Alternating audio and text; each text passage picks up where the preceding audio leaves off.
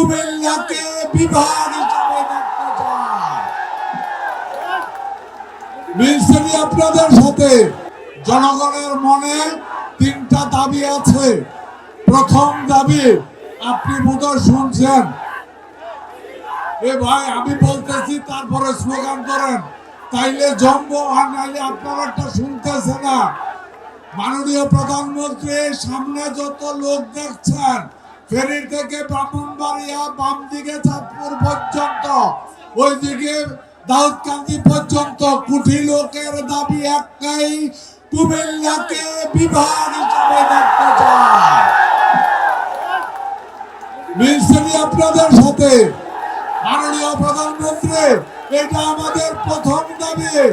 এবার যেইভাবে নেন, কুমিল্লাকে বিভাগ দিতে হবে, দিতে হবে, দিতে হবে। এটা আমাদের প্রাণের দাবি, কুমিল্লা ১৮ কোটি মানুষের দাবি।